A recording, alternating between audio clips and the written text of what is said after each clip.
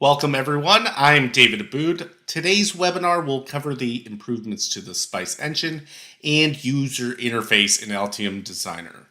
As always, a recording will be posted to the Altium Academy YouTube channel. Understanding your simulation interface makes it simple to analyze how your circuits work in different scenarios.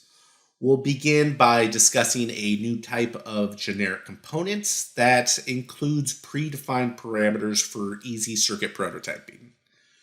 You'll also have the option of importing existing schematics to quickly get started with existing simulation information. We'll spend time reviewing the new interface and touch on some of the benefits provided by the new workflow. Altium Designer provides an intuitive, dedicated interface to support your simulation verification, setup, and analysis directly in your schematic environment. Lastly, we'll take a look at the growing support for popular model formats and end with a demonstration and Q&A. The generic simulation components library offers 189 components derived from the most used elements of electronic circuits. All library components are parameterized, so you can customize the models to match real-world components. The generic models can be placed directly from the components panel to prototype your schematic capture. Symbols can be placed, wired, and simulated in under a minute. In order to start working with the generic simulation components library, you need to install the Mix Simulation engine. This will be included in your Altium Designer installation. The Mix Simulation engine can be installed during a new installation of Altium Designer. You enable the Mix Simulation checkbox under the Design Functionality dialog.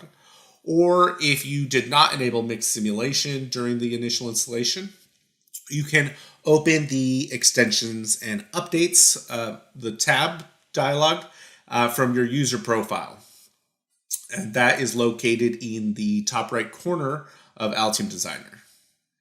If you navigate over to the Purchase tab, you can click the Install button to the right of the Mixed Simulation system extension. The generic simulation components library will be located in the directory of the installed Mixed Simulation module. You can access the library from the components panel in any open schematic. The generic simulation components have some special properties that are different from regular components.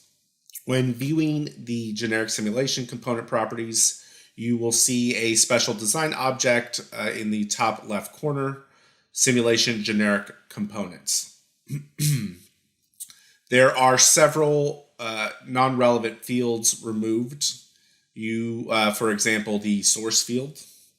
Additionally, you are unable to assign additional models, footprints, documentation references to components, and you cannot change the simulation model.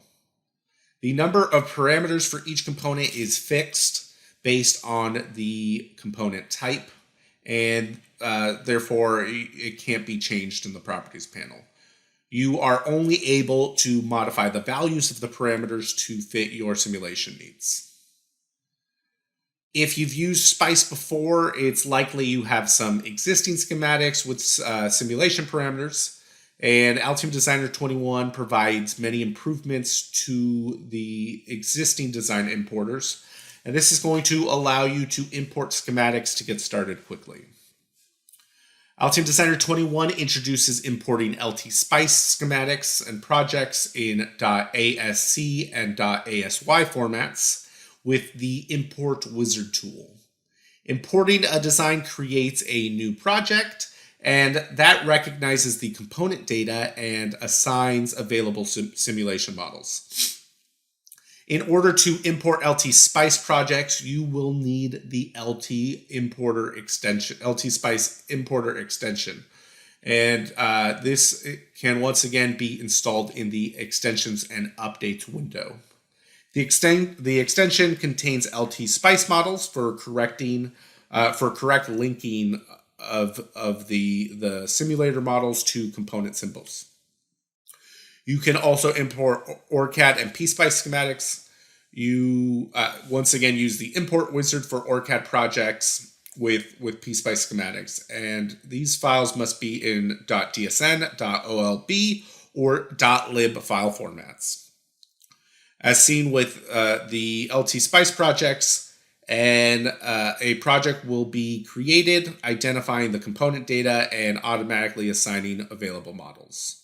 You can use this functionality by selecting the ORCAD checkbox in the Configure Platform section of the Extensions and Updates window. Simulation model libraries with the .lib extension can now be opened as a local library. Although the internal file content in the text is in Spice language model description, each model or macro model is interpreted as a library component. When you add a model to a schematic sheet, a symbol is generated automatically. This saves a lot of time when creating a component because you don't need to create a symbol manually and then assign the simulation model. This is going to allow you to really quickly create your schematic. You see here in the picture, the first implementation of this functionality gave you a rectangular outline with pins. Now, different models will automatically have their own symbol based on the component type. And you'll see an example of this in our demonstration. Okay, let's move forward to the signal sources. Signal sources are a critical aspect of our simulation circuit. So you can now utilize the properties panel to control important signal source parameters and settings. When you are in the properties panel, you can click on any voltage or current source, and you will see a simulation name that this allows you to define a signal with parameter values that can be reused. So we see here V source. I can use that again, and when creating a new source, and the source parameters will be linked. So if I make a change to 1, it will change in all of the sources with the same stimulus name. A waveform preview is shown to provide an accurate representation of the signal in relation to your set parameters. The last thing we're going to look at in the list of parameters, this information is fixed and depends on the simulation type. When you change the stimulus type, the corresponding parameter list will change in the properties panel. The DC magnitude, AC magnitude, and AC phase parameters, however, are present for all simulation types, and this allows you to run every simulation type with a given stimulus. There are 6 stimulus types as listed on the left. Each type is going to provide a different transient signal preview, and you'll get some more visibility into how the parameter changes in the properties panel affect the signal source. Here I have defined 6 sources corresponding to each stimulus type. For this image, we're focusing on the single frequency FM stimulus, and the parameters I have set on the left-hand side give us this signal preview. The visual feedback is going to allow you to evaluate the signal shape very quickly, and this is going to minimize the occurrence of significant errors in our design. The stimulus name drop-down list allows us to reuse the stimulus type, as I mentioned, and these parameters will all automatically be set according to the information we have already set. This gives us some greater flexibility. It's going to speed up our process as we change between sources. And it just in turn makes it easier to analyze the circuit. So now we're going to take a look at the new simulation dashboard. The simulation dashboard has been split. It splits up your simulation workflow into 4 easy steps. The dashboard itself serves as a management center for everything related to project simulation while giving you that dedicated flow. You can see that it is visually divided into verification, preparation, analysis, setup and run, and results. Although the recommended flow is to progress through the steps, you can click on any step to create your own workflow. The simulation dashboard verifies models and simulator settings. For example, if you're missing models for circuit passives, you can automatically apply generic models that take into consideration existing component parameters. You're also able to add sources and probes directly from this interface. The simulation analysis setup is going to allow you to modify simulation settings. You can add output expressions. You can run individual simulation types. Lastly, you have the review. You can review your results in the final section. This will also allow you to load a setup profile from an existing result. Stepping through all of the steps, verification is going to run an ERC and simulation model syntax check. So if any component has any errors or if the conditions to start the analysis are not satisfied, this area will contain corresponding notifications and suggested solutions. Making schematic changes may require you to rerun this verification. Preparation contains the sources, and it also contains probes. The simulation sources sub-area is used to add and remove sources.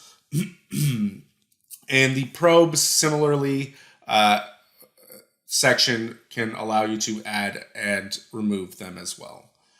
In addition, the probes area allows you to control the color of your probes for easier visibility.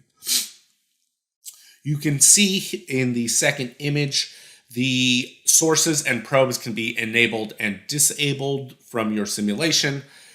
You see I have disabled that source V1 and it grays it out on my schematic. Once I've completed my preparation, you'll see that if there are issues, they will automatically display. For example, in the last picture, I need to add a source. So you get a suggestion for any issues. If they are resolved, you get a green check mark and you can begin your simulation. After you have finished preparing and you have your green check marks for verification and preparation, you can define the analysis parameters in analysis setup and run. There are 4 basic types of analysis. You have operating point, DC sweep, transient, and AC sweep. These basic analysis types can be augmented with parameter sweeps, temperature sweeps, and Monte Carlo information. So if you select any of these additional sweeps, you can right-click on the settings area and configure the parameter sweep information that you want. Additionally, that area has you can define global parameters and configure settings for the overall simulation if you're a more advanced user.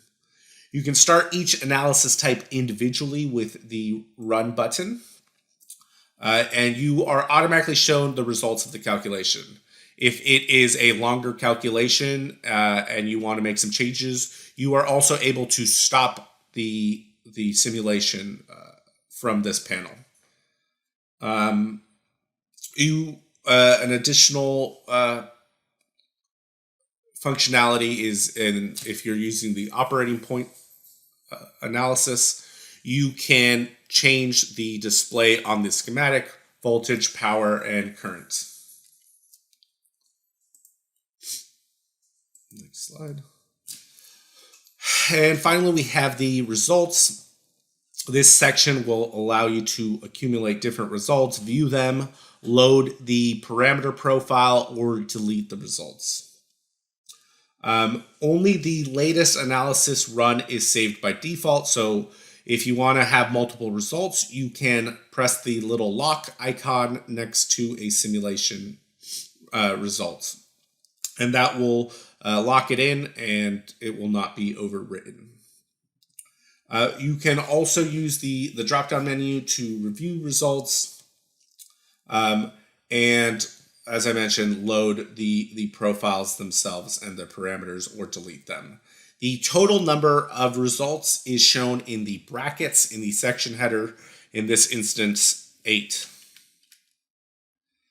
The last thing we're going to talk about is the growing support for different model formats. Currently, we've increased the number of models to include analog PSpice, XSpice, LTSpice. I mentioned the ability to recognize a .lib extension. The .lib files are recognized as combined subcircuit models, allowing direct SPICE model library processing in the components panel. So when it brings in the model information, it parses it, and automatically creates a symbol for the majority of component types. This is an older photo. You see here in the right, there is a square with the pins. But as I mentioned earlier, the growing number of models are automatically generated.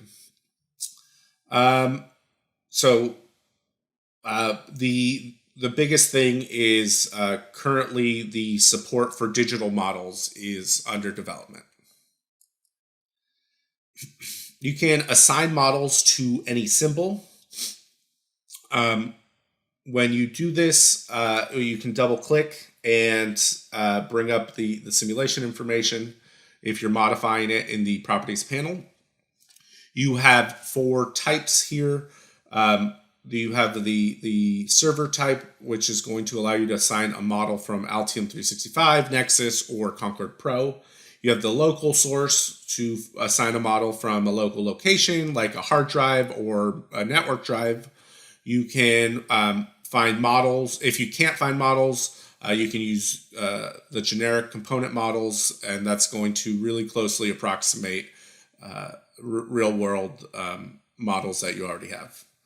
So these generic models already have resistance, for example. All of these values are tied to the symbol itself. And what's really nice is that you can use Active BOM or to replace simulation models with real-world components that you've created and to find. Lastly, you have the Octopart source, and this is going to allow you to assign models from a catalog, the catalog of components from the Octopart database. The simulation model dialog has multi-syntax support.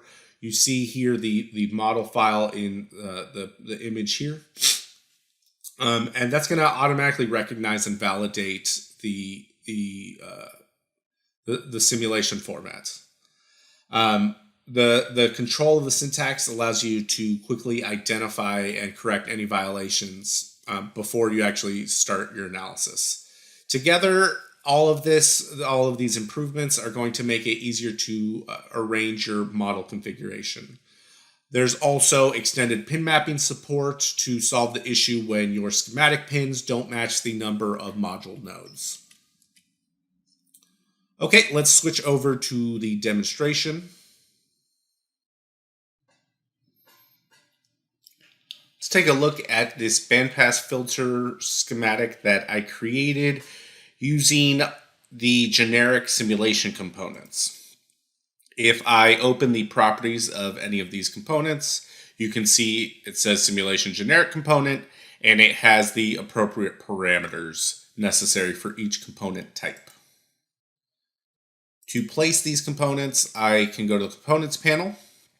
There is a library type here, simulation generic components, that is installed when you install the MixSim engine.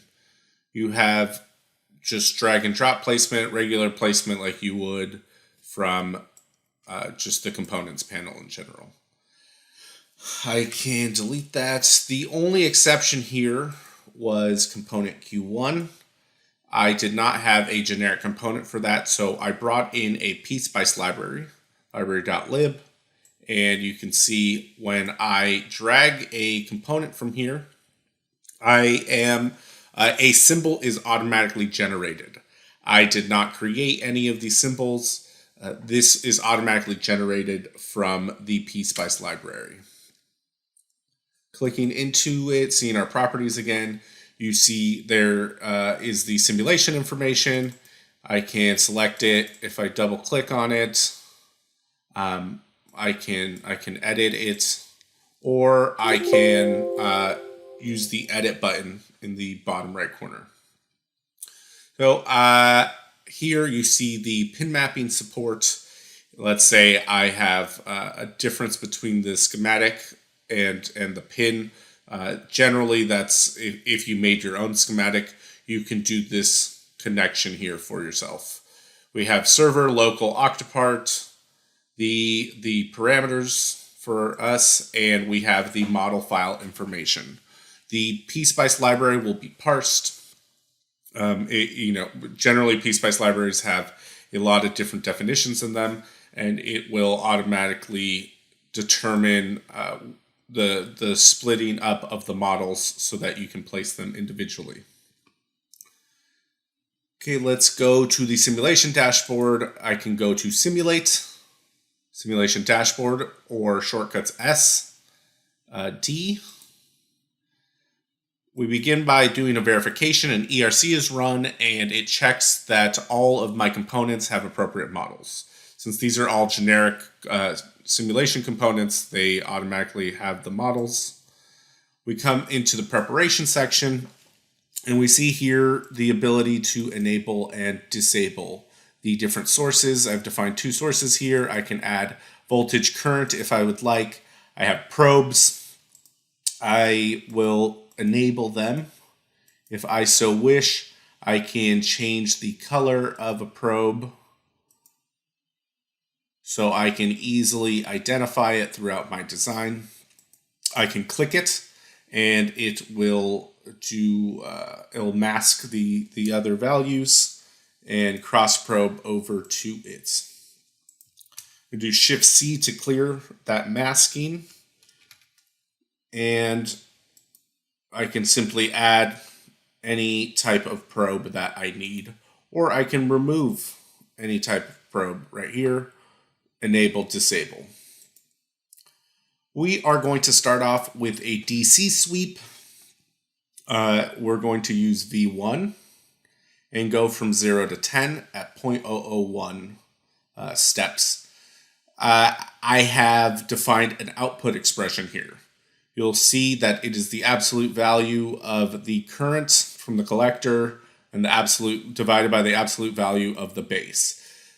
This is going to give us the current gain. When we multiply by 20 log 10, we will receive that signal in decibels. Okay, so I executed just the single type of analysis, DC sweep, and I get a plot here. We have all our signals from our probe and our current gain. So in order to make this a little bit easier to interpret, I'm going to create new plots. You see PN to create a new plot. Normally we would name it, but to speed things up, I'm just going to make 3 additional plots. And I can just drag and drop the information as I want. So I have the current there, voltage differential, I have the emitter. I'm going to leave the emitter there. And lastly, I'm going to move the current gain over here. It seems I did not put the voltage there. So we have all of them selected. If I click on one, it will just mask that one or mask the other values, and I can just see that one by itself. If I click it again, it's cleared. Or if I have it selected, I can do Shift-C and clear that filter as well. If I double click on a waveform, I am able to change the expression. I can use the built-in functions here as needed.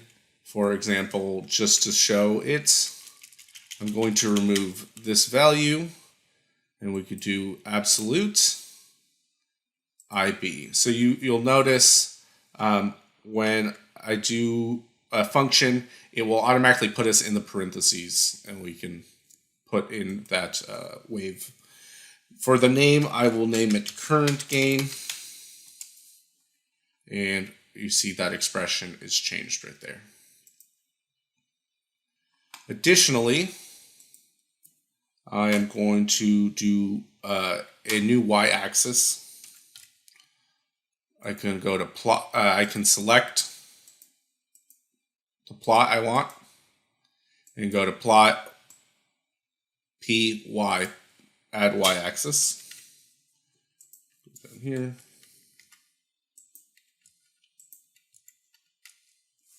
And I can drag over whatever I want to use. Okay, that is now formatted as I want. And I can add additional, right here, add wave to plots. So the first thing we're going to do is do the emitter voltage divided by the current. And we will name that RM. We're going to go through all of these and add the same information. So I'm going to do the collector minus emitter. And you'll see these waveforms are net labels that I have already made. Cool. And add wave to plots. We have our last one. We are going to do base minus and divide that once again by the appropriate current. Okay, so now we have plotted out all our information. We have the 4 plots, and we see everything as we want to. And I can save this now. I can do Control S and save this. Coming back to our design, we have the results. We can lock the results. Here we can do Show Results, Load Profile, Edit this information, or delete it. Locking this will allow me to once again run another DC sweep without overriding that results. We will go back to that in a little bit, but for now, let's go over to the AC. You see here we have these values. I've set up 100 hertz to 10 megahertz. You'll notice if you're new to Spice Simulation, the correct format is MEG for megahertz or for meg. If you do other information, it does not process appropriately. We have the types linear, decade, octave. We're going to go with decade and do 1,000 points per decade. I have an output expression here, load divided by in. If I click here, you can see that all of our waves are here for us to utilize. So I wrote it in manually, but I can do load and divided by in. And you see for an AC analysis, you can do these different functions for it. I'm going to create, and I'm going to run this. We see our peak here. We still have all our probes that we have defined. Going back, I can once again save this.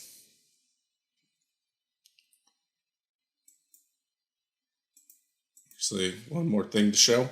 If I select the waveform, I can do edit wave, and I can change this to magnitude. And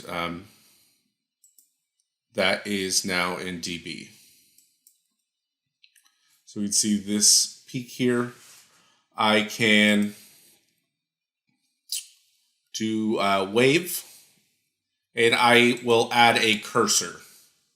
So selecting the cursor, I'm able to navigate through. I see the information in the sim data panel, which as always can be opened in the bottom right corner. You go to panels. And in order to see what's going on here, I can select the cursor and I can do select maximum points. You see right there, it automatically goes to that top point, and I see 98 hertz, 50 dB. So it's really nice to have these cursors here.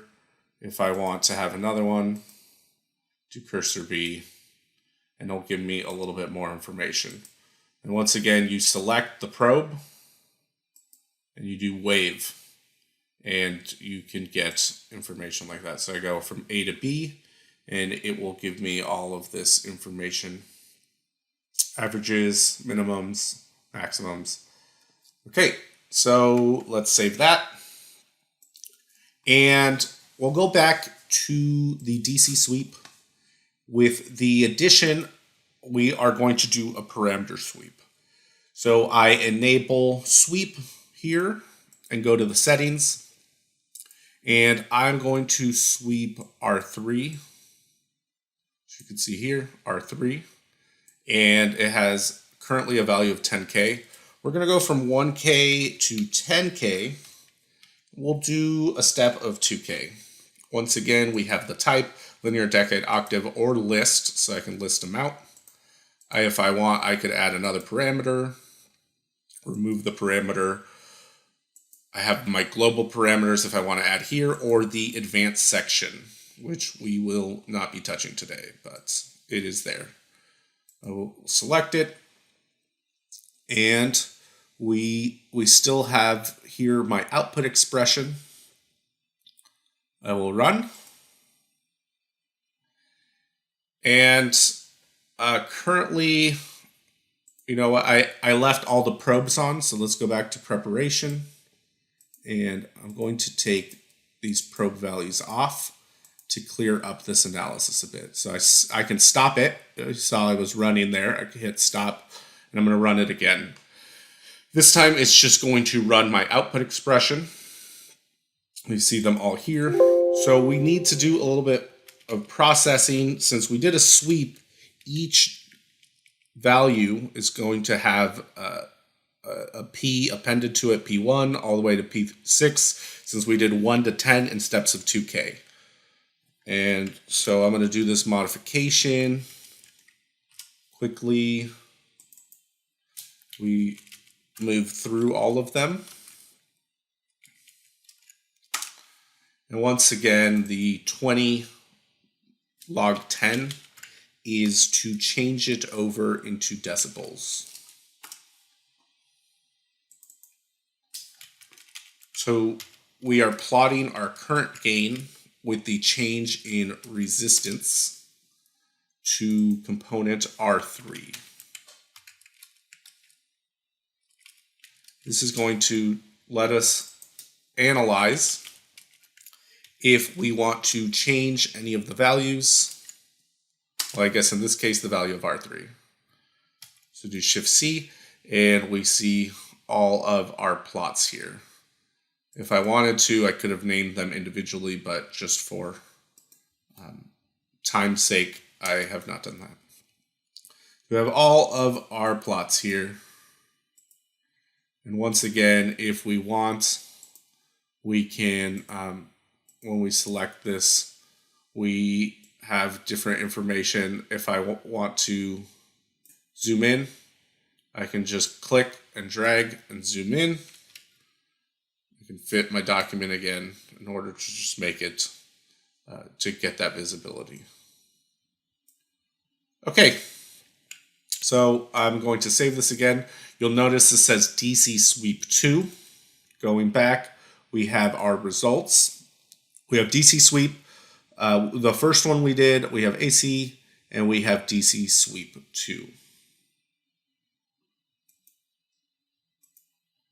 I can do show results, and I come back to my original results that we plotted out and saved. So this gives me visibility into previous situations.